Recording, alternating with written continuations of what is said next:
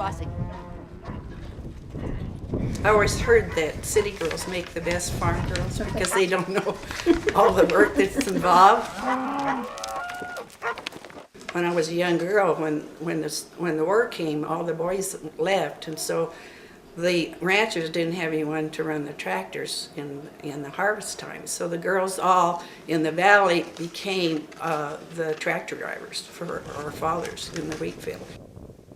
Ranching is a gamut of things. I mean, it's livestock, it's horseback riding, ATVs, irrigating, running tractors. It's, you know, all those things and many, many more, raising your children, which is such a great thing in the country, to raise a family.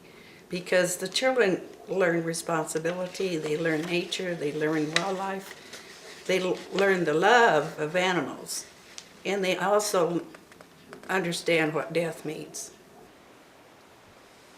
I noticed on the Western Slope a lot of men kind of resented their wives coming to the cattle meetings if they had a meeting. And John would always encourage me to come because he said, you're part of the operation, and if there's a program or anything, I think you should hear it too, you know. And so I remember going into the hall, the school, and I was the only woman there. And I said, geez, I feel kind of funny. I said, where's the women? And I said to the gentleman that was there, I said, where's your wife? He says, well, she's not supposed to come to these meetings. This is for men. I said, yeah, but I see her out on the baler, and she can bale your hay, can't she?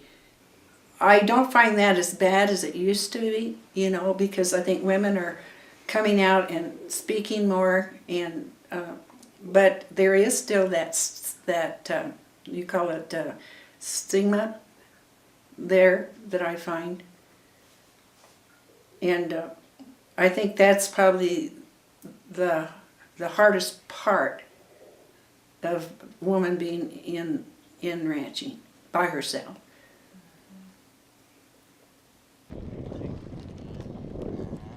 You got to do what you do and hope it works, or you're out.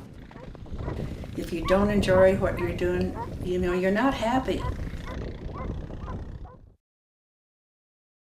I was always with my grandfather as a child. And, you know, I'd sit in his lap and he'd let me drive the car. He'd shift, but I got to drive the car. I lived here. I was involved in it. That was my life, you know. And after I graduated from high school and I worked at the telephone company for a couple of years, but I married my high school sweetheart, Tony. You know, we worked side by side. I worked out in the field and plus raised 2 boys, garden, yard, house, whatever. And I tell you, you know, you gotta know what work is. And it wasn't because, you just didn't know any different. That's what you were supposed to do. And so when he died,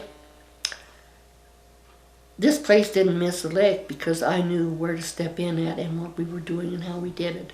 So that was no problem. You know, whether it's the book work, the operations, the decisions.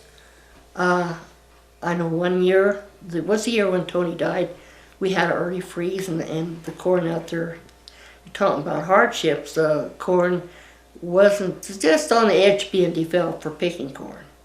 And there was 2 guys that I asked, what is your opinion? And one of them said, well, I'm not going to tell you what to do. And I said, I don't want you to tell me what to do. I want your opinion, and then I will make my own decision. And that's what I do.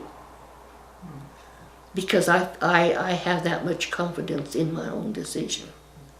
And if I'm wrong, then who do I have to blame?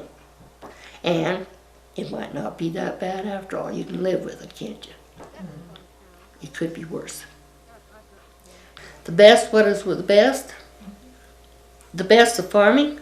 I guess the best part of it is pride. Pride that I can carry on what my grandfather started. That's it.